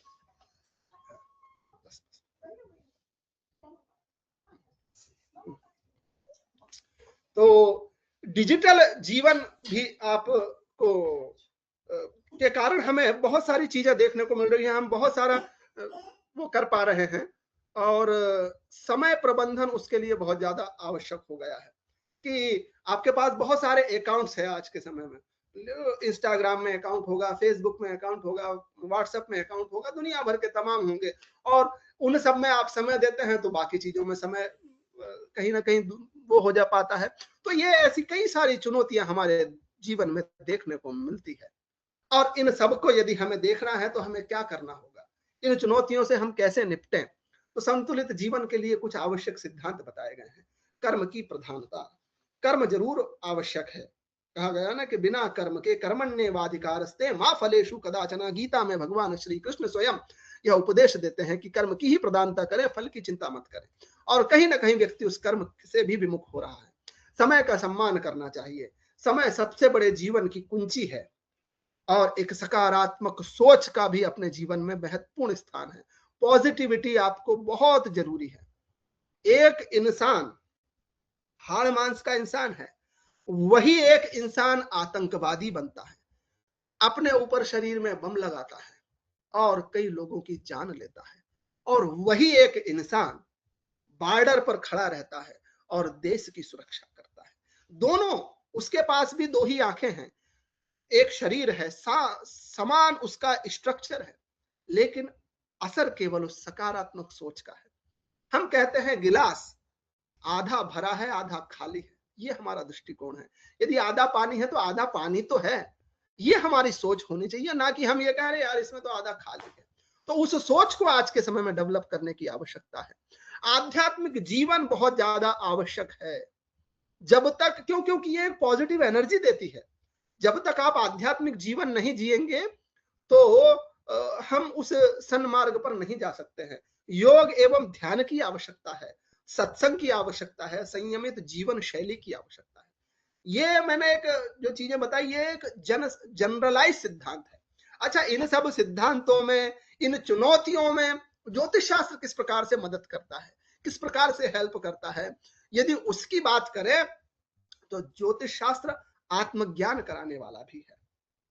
हम क्या हैं, वास्तविक रूप में हमारी क्या क्वालिटीज है, इसको स्वयं व्यक्ति भी पहचान पाता है, और ज्योतिष की ग्रह स्थिति के आधार पर भी वह अपने आप को समझ पाने में बहुत अधिक मदद करता है। चाहे वो लग्न की स्थिति हो, लग्नेश की स्थिति हो, उस स्थिति के अनुसार हमारा दृष्टिकोण कैसा होगा। हम, क्योंकि आप देखते होंगे मुंडे मुंडे मतिर्भिन्ना की बात कही गई है। जितनी मुंडियां हैं उतने प्रकार के लोगों के विचार हैं, उतने प्रकार के लोगों की सोच है। तो उस आत्मज्ञान को कराने वाला भी यदि कोई शास्त्र है तो वह ज्योतिष शास्त्र है। भविष्य की संभावनाओं का भी आकलन कर सकता है, क्या संभावित हो सकता है कि इस क्षेत्र में जाएंगे तो हमें सहायता मिलेगी, अमुक समय में षष्ठेश की दशा आई, अष्टमेश की दशा आई, मार्केश की दशा आई, तो विभिन्न प्रकार के अशुभ फल, रोग या दुर्घटना होने की संभावना हो सकती है। राजयोग की दशा आई, जो योग कारक ग्रह है उसकी दशा आई तो निश्चित तौर पर एक व्यक्ति को जीवन में ऊंचाइयां मिलती है। आप सभी भी देखते होंगे, एक मानव जीवन है ना, तो व्यक्ति का एक काल जरूर आता है जब वो अपने चरम पर होता है। तो उस चरम पर पहुंचने का वो कालखंड कौन सा है? कहीं ना कहीं उस राजयोग कारक ग्रह योग की स्थिति, जिसके कारण वो उस परिस्थिति, उस काल विशेष में उस परिस्थिति में होता है। कहा भी गया है, चक्रार पंक्ति रिव गच्छति भाग्य पंक्ति, सुख और दुख जीवन के दोनों पहिए हैं। तो दुख की भी स्थिति हमें द्योतित होती है, अनेक प्रकार के कष्ट, चाहे वो कितना ही बड़ा व्यक्ति क्यों ना हो, उसके जीवन में आते हैं। और उस कष्ट को प्राप्त करने में कहीं ना कहीं विभिन्न प्रकार के, जैसे मैंने बताया, षष्ठेश की दशा हो, अष्टमेश की दशा हो, मार्केश की दशा हो, आप प्रैक्टिकल करके देखेंगे, उन दशाओं में आपको विभिन्न प्रकार की कठिनाइयां देखने को मिलती है। साथ ही साथ उचित समय का चयन, हम क्या करें, किस वाहन कब खरीदें, विवाह कब करें, इस सब के लिए उचित समय का यदि कोई चयन करने में सहायता प्रदान करता है तो वह ज्योतिष शास्त्र है। मुहूर्त भाग के माध्यम से हम इस विषय का चिंतन कर सकते हैं। निर्णय क्षमता में भी सहायता करता है कि हम ये कार्य करें, कैरियर इसमें बनाएं, पंचमेश की स्थिति देखें, दशमेश की स्थिति देखें, उसके आधार पर हम हमारे रुचि के सिद्धांत को देखें और दोनों का यदि सकारात्मक मेल होता है तो उसके अनुसार हम कार्य करें। साथ ही साथ विवाह करना है तो सप्तमेश की स्थिति को देखेंगे, उस सप्तमेश की स्थिति के आधार पर हम विवाह की स्थिति को जाने और किस से विवाह करना है इसका भी निर्णय करने में कहीं ना कहीं सहायता करता है ज्योतिष शास्त्र। मानसिक संतुलन और आत्मविश्वास भी जगाता है। कभी कभी हम देखेंगे कि चंद्रमा मन सो जाता है, सूर्यो चक्षुर अजायतः इत्यादि हमें मंत्र देखने को मिलते हैं। तो चंद्रमा की स्थिति यदि कुंडली में नहीं ठीक होगी तो वह मानसिक अवसाद से बहुत ज्यादा ग्रसित हो जाता है। तो उसके लिए बहुत सारे उपाय के माध्यम से हम जीवन में उस सकारात्मकता को प्राप्त कर सकते हैं, हमारे आत्मविश्वास को बढ़ा सकते हैं और यह शास्त्र जीवन में सकारात्मक दृष्टिकोण भी उपलब्ध कराता है। हम इन सब के माध्यम से हमारे जीवन को सकारात्मक दृष्टिकोण में भी कर सकते हैं। अब बात करते हैं कुछ महत्वपूर्ण निर्णय व्यक्ति के जीवन में, जो महत्वपूर्ण कुछ प्रश्न होते हैं ना, उस प्रश्न पर ही हम चर्चा करें। तो चाहे वह शिक्षा का चयन हो, कैरियर हो, व्यवसाय हो, विवाह हो, गृह निर्माण हो, विदेश यात्रा हो, निवेश हो या स्वास्थ्य संबंधी निर्णय, इन सभी विषयों पर कोई शास्त्र सीधा सीधा यदि हमें मार्गदर्शन प्रदान करता है तो वह ज्योतिष शास्त्र है। कि शिक्षा हम किस दिशा में प्राप्त करें, एक तो व्यक्ति की रुचि का सिद्धांत और ग्रहों की अनुकूलता, इन दोनों के आधार पर हमें उसका चयन करना चाहिए। हमारा कैरियर हम कहाँ बनाएं, हम व्यवसाय करें या जॉब के लिए विचार करें, विवाह की बात हो, भवन निर्माण कैसा करना चाहिए, कहाँ निवेश करें, हमारा स्वास्थ्य संबंधी, कई बार जैसे होता है ना कि विभिन्न प्रकार के रोगों की भी स्थिति का होता है। आज आयुर्वेद और ज्योतिष शास्त्र भी मिलकर बहुत सारे ऐसे कार्य कर रहे हैं, ऐसे बहुत सारे प्रोजेक्ट पर कार्य हो रहा है। मेडिकल एस्ट्रोलॉजी के नाम से भी आप लोग उस विषय को समझ पा रहे होंगे। विभिन्न प्रकार के रोगों का पूर्वाकलन ग्रह की स्थिति के आधार पर, और आयुर्वेद तो स्वयं कहा गया है कि आयुर्वेद में विभिन्न प्रकार की औषधि निर्माण के लिए मुहूर्तों की बात होती है कि उस काल विशेष में यदि अमुक प्रकार की औषधि का निर्माण किया जाएगा तो निश्चित तौर पर वह औषधि कारगर साबित होगी विभिन्न प्रकार के कार्यों के लिए। तो यह ज्योतिष शास्त्र जीवन के इन सभी महत्वपूर्ण विषयों में बहुत ही महत्वपूर्ण भूमिका निभाता है। अब हम देखें तो शिक्षा एवं कैरियर में देख सकते हैं कि सही समय पर सही क्षेत्र के चयन का आकलन यदि हम करते हैं तो निश्चित तौर पर हमें सफलता प्राप्त होती है। आप ज्योतिष शास्त्र के माध्यम से आप पंचमेश की स्थिति देखिए, दशमेश की स्थिति देखिए, नवांश में ग्रहों की स्थिति देखिए, निश्चित तौर पर उसके माध्यम से यदि हम ज्योतिष शास्त्र के माध्यम से इन विषयों का चयन करते हैं तो हमें शिक्षा भी एक अच्छी प्राप्त होगी और उससे जो हमारा मूल उद्देश्य होता है। शिक्षा का मुख्य उद्देश्य है ना, या शिक्षा सा विमुक्त है, ऐसी हमारी पुरानी अवधारणा है। लेकिन आज के समय में उसी के साथ साथ एक और पंक्ति बोली जाती है, या शिक्षा सा नियुक्त है, अर्थात नियुक्ति भी प्रदान करे वैसी शिक्षा ग्रहण करना चाहिए। और उसके चयन के लिए भी ज्योतिष शास्त्र मार्गदर्शन करता है। जीवन का एक महत्वपूर्ण हिस्सा आप देखेंगे विवाह और दाम्पत्य। आज आप कुछ वर्षों में देखिए कितने ज्यादा डाइवोर्स के और इस सब के केसेस देखने को मिलते हैं। उसमें कहीं ना कहीं लोग प्रेम विवाह को बहुत महत्ता देते हैं, वो अपनी अपनी भूमिका है, उसमें हम ज्यादा विषय नहीं कहेंगे। लेकिन हम दोनों जातक और जातिका, जो वर और वधु है, उसके भाई देखिए जीवन कैसे चलता है। जब हम भी करते हैं ना हमारे साथ, देखिए मानव जीवन में बहुत सारे लोग होते हैं, कुछ हमारे अपने आप शत्रु बन जाते हैं, कुछ अपने आप मित्र बन जाते हैं। क्यों? क्योंकि मित्र वो बनता है जिससे आपकी प्रकृति और आपका स्वभाव का मेल हो जाता है।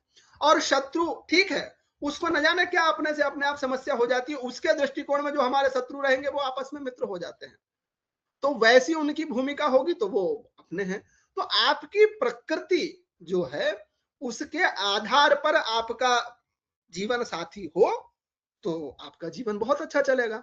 तो आपकी प्रकृति में जो जो गुण बताए, जो फैक्टर बताए, जो भी हमारे 36 गुण हैं ग्रहों के आधार पर, कुंडली के आधार पर उनके अन्य फैक्टर का विचार करके यदि हम वो कार्य करते हैं तो निश्चित तौर पर हमारा विवाह एवं दाम्पत्य जीवन भी सुखमय होने के चांसेस बहुत अधिक होते हैं। बाकी देखिए मैं बार बार कहता हूं कि जब तक व्यक्ति सत्कार्य और उसमें नहीं लगा होगा तो वो चाहे कितना ही आप कह लो कि बहुत सारी चीजें हैं, वो जीवन में बहुत सारी समस्याओं को पाता ही रहेगा। तो ग्रहों का सामंजस्य से सुखी और समृद्ध जीवन की ओर कदम व्यक्ति रख सकता है, जिसमें ज्योतिष शास्त्र की अपनी एक महत्वपूर्ण भूमिका है।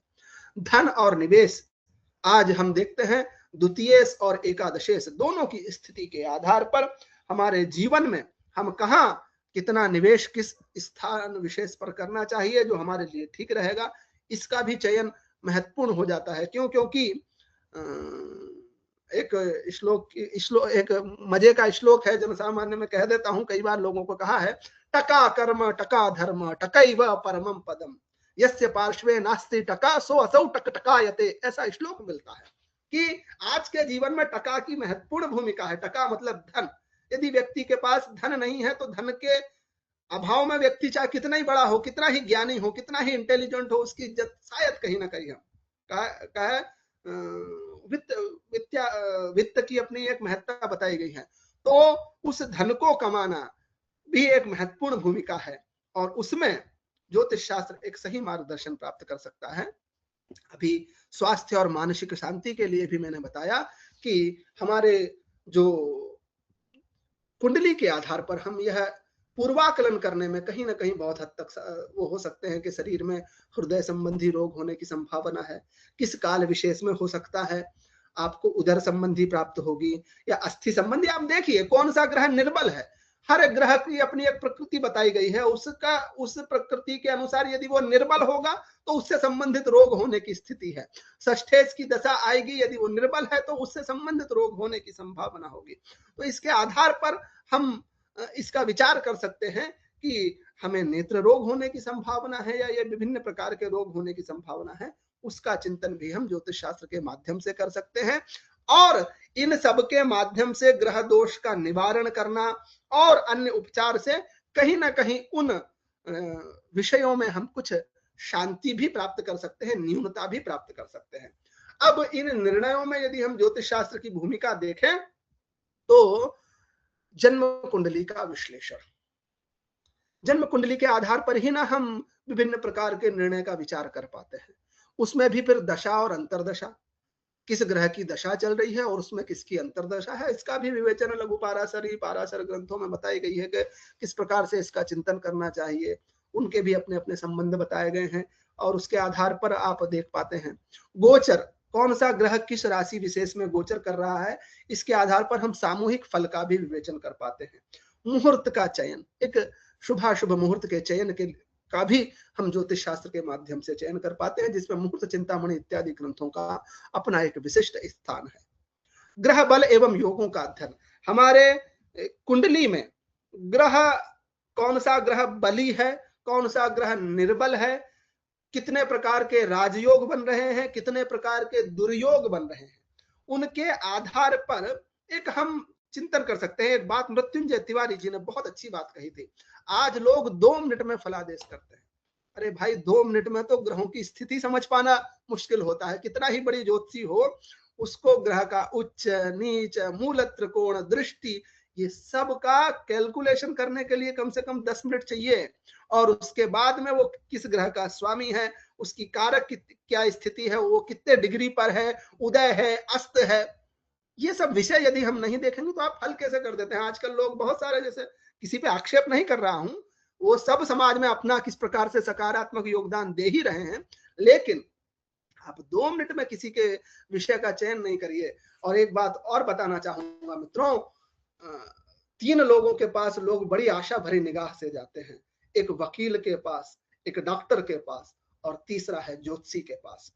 यदि ये तीनों अपने कर्म के आधार पर यदि उसमें कहीं कुछ इधर उधर करने लगे तो निश्चित तौर पर बहुत सारी अव्यवस्थाएं देखने को मिल जाती है। और आज के समय में ये बहुत देखने को मिल रहा है। चिकित्सा शास्त्र में भी कई लोग जबरदस्ती सर्जरी के लिए प्रेरित कर देते हैं, वकील जबरदस्ती आपका केस को आगे तक बढ़ा देता है, और ज्योतिषी, कहना नहीं चाहिए ज्योतिषी के लक्षण बताए गए हैं, लेकिन समाज में आज कई ऐसे लोग हैं जो अपने स्वार्थ के लिए न जाने कितने किस प्रकार के बेचारे भोले भाले लोगों को ही कहेंगे, उनको गलत प्रकार से, एक प्रकार से शिक्षा दे रहे हैं। और फिर मैं कहूंगा, हमारे जो विश्वविद्यालय हैं, संस्कृत के विश्वविद्यालय हैं, महाविद्यालय हैं, गुरुकुल हैं, उनका इन सब में महत्वपूर्ण योगदान है। और ऋषि परंपरा जैसा यह संस्थान, जो कि संस्कृत शास्त्रों के लिए प्रेरित संस्थान है, समर्पित संस्थान है, उसका भी एक महत्वपूर्ण भूमिका है। साथ ही साथ ग्रह के अनुकूल और प्रतिकूल प्रभाव का मूल्यांकन भी ज्योतिष शास्त्र कर पाता है। तो अब यह ज्योतिष एवं मानसिक स्वास्थ्य की बात करेंगे तो यह आत्मविश्वास भी बढ़ाता है, जैसा हम बहुत विषय से करके आ रहे हैं। चिंता कम करने में सहायक होता है, निर्णय लेने में स्पष्टता प्रदान करता है, सकारात्मक ऊर्जा का संचार करता है, और हमारे जीवन में धैर्य और आशा का विकास करता है। कहा भी गया है कि आशा बलवती राजन, आशा बहुत बलवान है ना। कई लोग भी कहते हैं ना कि यदि भक्ति अच्छी है तो आपको निश्चित तौर पर सफलता प्राप्त हो जाती है। और व्यक्ति को एक सेल्फ कॉन्फिडेंस यदि है कि नहीं मैं ये कार्य कर सकता हूं, तो वह कार्य कर सकता है। क्यों? क्योंकि कहीं ना कहीं कॉन्फिडेंस ही बहुत बड़ा रोल निभाता है। बड़े बड़े जितने भी लोग हैं ना, वो कॉन्फिडेंस से ही दुनिया चला रहे होते हैं। तो उस कॉन्फिडेंस को भी प्रदान करने में ज्योतिष शास्त्र हमें महत्वपूर्ण भूमिका निभाता है कि हमें भाई उसके लिए फिर हमें ग्रहों का उपचार करना, ये सब विषय हमें करना चाहिए। और यदि हम वैज्ञानिक दृष्टिकोण करें तो इसे संभावनाओं का विज्ञान कहा गया है। क्या संभावित घटनाएं हो सकती है उसके विषय में विचार करता है। समय प्रबंधन कैसा करें, इस समय पर कौन सा कार्य करें। वृक्षारोपण करना है तो कब करें तो वो वृक्ष ज्यादा देर तक हमेशा जीवित रहेंगे आज के पर्यावरण के दृष्टिकोण से। कब हम वाहन का चयन करें इत्यादि मनोवैज्ञानिक मार्गदर्शन करता है। आज के समय में लोग डिप्रेशन के शिकार होते जा रहे हैं, उसमें यदि कहीं देखेंगे तो यह बहुत है। जोखिम का पूर्व आकलन, जैसे इस वर्ष अतिवृष्टि होगी, अनावृष्टि होगी, या कृषि में ठीक ठाक नहीं होगा, इससे भी, और व्यक्ति विशेष के जीवन में भी क्या कार्य हो सकता है, उसका भी आकलन करने में सहायता देता है। साथ ही साथ सकारात्मक योजना का भी निर्माण बनाता है, उसके लिए भी पॉजिटिविटी देता है। और एक बात ध्यान देने का है कि ज्योतिष भविष्य बदलने का नहीं, बल्कि भविष्य को समझकर श्रेष्ठ कर्म करने का मार्गदर्शन देता है। मतलब भविष्य नहीं बदलेगा, बल्कि उस भविष्य को समझकर आपको क्या करना चाहिए, किस मार्ग विशेष पर जाएंगे तो आपको क्या फल मिलेगा, इसके विषय में चिंतन करता है ज्योतिष शास्त्र। अब बात करते हैं कि समाधान। तो लोग आजकल के समय पर बहुत ज्यादा शॉर्टकट करते हैं, लेकिन हमारे यहाँ पर समाधान की अपनी एक विशेष बताया गया है कि एक तो उचित मुहूर्त पर हम समाधान करें, और मंत्र और जप को बहुत प्रायोरिटी दी गई है कि क्योंकि मंत्रों में वो शक्तियां होती है, उस जप में वो विशेष रूप से उसका पावर बताया गया है। तो सबसे पहले यदि कोई उपचार पद्धति है ज्योतिष के माध्यम से, तो व्यक्ति को कहा जाता है, चाहे आप योग्य कुशल कर्मकांडी विद्वान से वह कार्य कराएं, या फिर व्यक्ति स्वयं अपने जो आपको मंत्र जप बताया गया है उसके माध्यम से उस जप का करते हैं, तो निश्चित तौर पर जो दुर्योग है या जो विभिन्न प्रकार की कुछ दुर्योग चल रहे हैं, तो उसमें कहीं ना कहीं न्यूनता आती है। तो मंत्र और जप करना बहुत आवश्यक है। दूसरा, दान बताया गया है। दान का भी अपना महत्व है, क्योंकि एक समाज का एक रूल्स है, आप जानते होंगे कि जो हम हमारे जीवन में कमाते हैं उसका दशांश व्यक्ति को अवश्य दान करना चाहिए। तो उस दान के माध्यम से भी हम हमारे जो बुरे प्रभाव है उसको कहीं ना कहीं दूर कर पाते हैं। यज्ञ करना चाहिए, व्रत करना चाहिए, यह समाधान बताए गए हैं। और फिर कौन सा व्रत करें, किस प्रकार का आप दान दें, तो जैसी आपकी ग्रह स्थिति होगी, जो जैसी स्थिति होगी उसके आधार पर आप इसका विवेचन कर सकते हैं। आजकल जो लोग हैं रत्न धारण पे ही चले जाते हैं कि बस केवल आप कोई सा भी रत्न पहन लीजिए, ठीक है, उसका भी अपना प्रभाव है कि रत्न नहीं प्रभाव करता है, लेकिन इसको देखिए आप श्रेणी में देखेंगे तो आप रत्न धारण को सबसे अधम बताया जाता है हमारे यहाँ पर। उपचार, रत्न धारण करना चाहिए, लेकिन उससे पहले मंत्र जप दान इत्यादि व्रत सेवा और सत्कर्म, इससे भी हम हमारे विभिन्न प्रकार के जो दुर्योग होते हैं उसमें कहीं ना कहीं न्यूनता पा सकते हैं। तो ऐसा ज्योतिषीय समाधान के माध्यम से हम इन सूत्रों के माध्यम से जीवन को सफल बनाना पाते हैं। एक और विशेष हमें ध्यान रखना होगा कि अंधविश्वास से बचना है। आज समाज में बहुत ज्यादा अंधविश्वास है, उस अंधविश्वास से बचे। प्रामाणिक एवं जो ज्योतिष शास्त्र का वास्तविक विद्वान है, जिसने कुछ शास्त्र का अध्ययन किया है, वह अपने आप में एक विद्यार्थी है, वैसे व्यक्ति से जब आप परामर्श लेंगे तो निश्चित तौर पर आपको वो डराएगा नहीं, और क्या हो सकता है उस मार्ग को प्रशस्त करेगा। केवल भविष्यवाणी आपको सोचेंगे कि ये ग्रह स्थिति है तो उसके आधार पर आपका जीवन सफल हो जाएगा, ऐसा नहीं है। उसके लिए उचित कर्म भी करना होगा। और ज्योतिष कर्म का विकल्प योगी है, आपको कर्म से विमुख करने का माध्यम नहीं बताता है ज्योतिष शास्त्र, अपितु आपको कर्म करने के लिए सहयोग प्रदान करता है कि आपको इस प्रकार से कर्म करना चाहिए। और जब कर्म की बात आती है तो ज्योतिष शास्त्र प्रारब्ध का कर्म और क्रियमाण कर्म के आधार पर अपने निर्णयों की व्याख्या करता है। प्रारब्ध कर्म मतलब हमारे वर्तमान जीवन में ग्रहों की स्थिति, उनका प्रभाव हमारे पूर्व जन्मों के कर्मों का ही परिणाम होता है। जिस ग्रह स्थिति में हम जन्म लेते हैं, तो जो हमने पूर्व में कर्म किए हैं उस कर्म की स्थिति के अनुसार वह ग्रह स्थिति में जन्म ले पाते हैं, और उन कर्मों को समझने में मदद करता है ज्योतिष शास्त्र, जो इस जन्म में फल देने वाले हैं के लिए तैयार है। साथ ही साथ उनके नकारात्मक प्रभाव को भी हम कम कर पाते हैं कि भाई ये दुर्योग आ रहा है तो उसको आप दूर कर लीजिए। और फिर क्या करना है, क्रियमाण कर्म। केवल आप भाग्य पर निर्भर रहना नहीं है, अपितु वर्तमान में आप प्रेजेंट एक्शन क्या कर रहे हैं। आपको सही कर्म करेंगे, अच्छा कर्म करेंगे, दान जप तप यह करेंगे तो 101% आपके जीवन में सफलता होगी। क्योंकि आज के समय में जैसा कर्म करता है वैसा फल उसको अवश्य भोगने को मिलता है।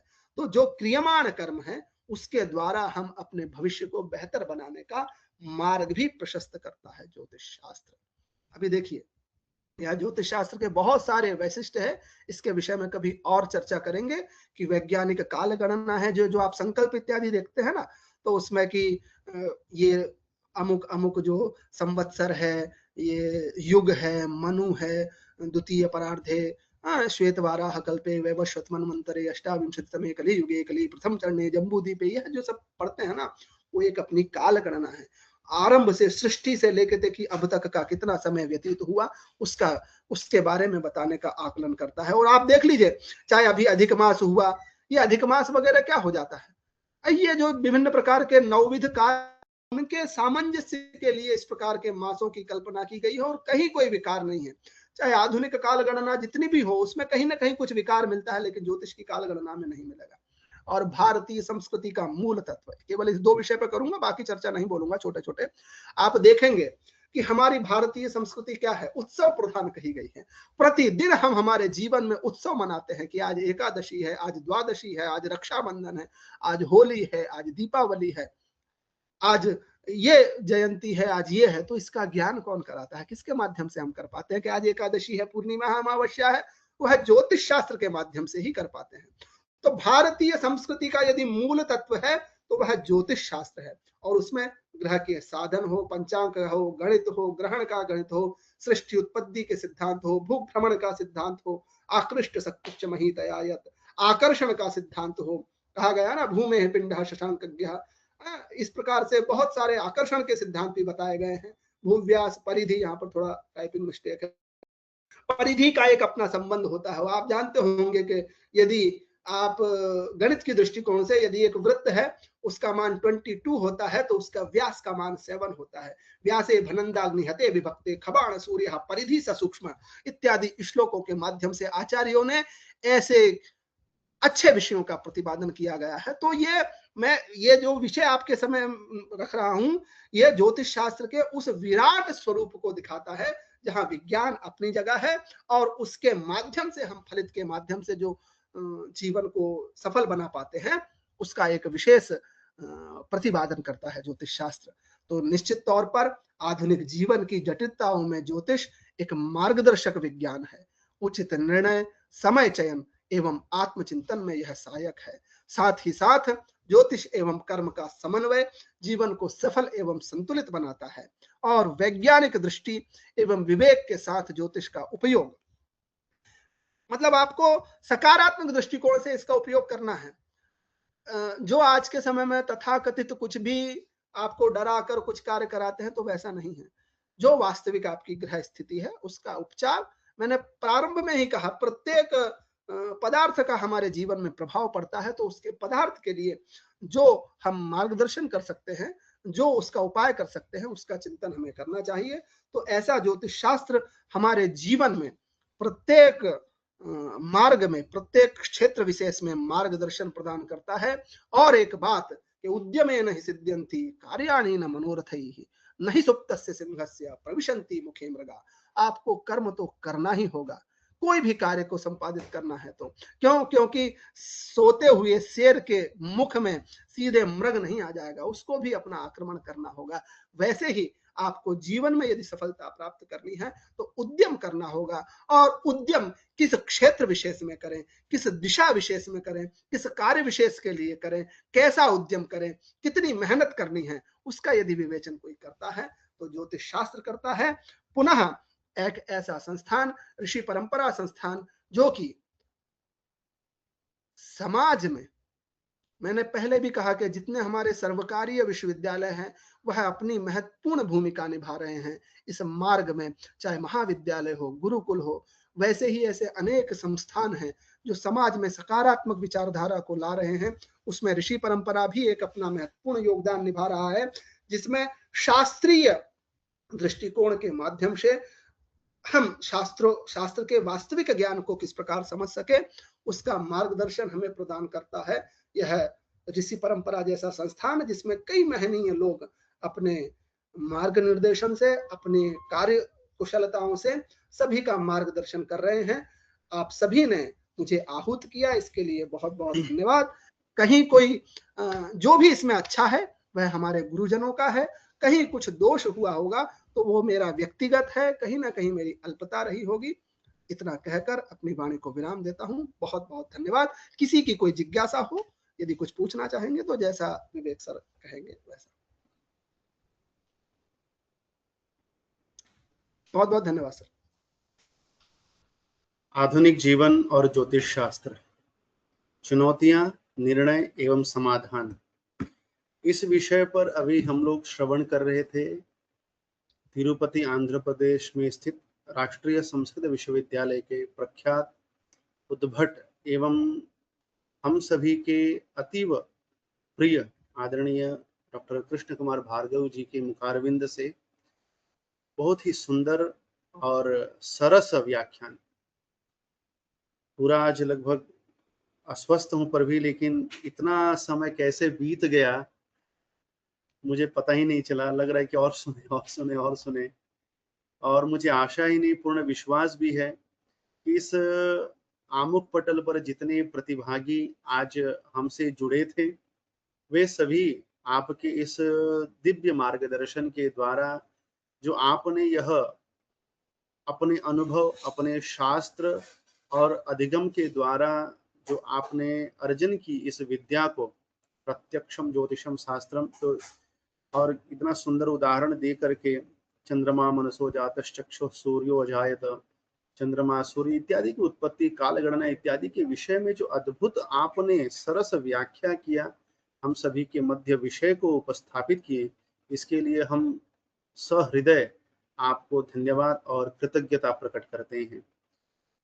इस ऋषि परंपरा के जो निदेशक हैं हमारे छोटे भ्राता श्री आयुष शर्मा जी, आपको भी बहुत बहुत धन्यवाद कि ऐसा सुंदर वेबिनार आपने आयोजन किया। आज के इस मंच पर बीज भाषण प्रदाता के रूप में आगमन हुआ था उद्भट विद्वान ज्योतिष शास्त्र के श्री डॉक्टर मृत्युंजय तिवारी जी, आपको भी बहुत बहुत धन्यवाद। और उपस्थित दर्शक श्रोताओं को भी हार्दिक धन्यवाद। और पुनः मैं एक बार निवेदन करना चाहूंगा आदरणीय कृष्ण कुमार भार्गव जी के माध्यम से कि आप लोग अवश्य ही ऋषि परंपरा के साथ जुड़ें। ऋषि परंपरा के द्वारा प्रणीत, ऋषि परंपरा के द्वारा शास्त्र सम्मत और आधारित विषय वस्तुओं को श्रवण, मार्गदर्शन, अवलोकन अवश्य करें। हम समय समय पर ऐसे वेबिनार करते रहेंगे।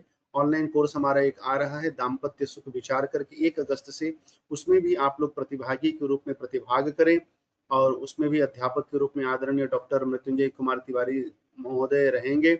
और पुनः डॉक्टर कृष्ण कुमार भार्गव जी जैसे उद्भट विद्वान हमारे एक निवेदन पर ही आकर के अपना अनमोल समय हम सभी को प्रदान किए, दर्शकों को, श्रोताओं को प्रदान किए। उसके लिए हम सदैव आपसे आपका ऋणी रहेंगे और बहुत बहुत धन्यवाद।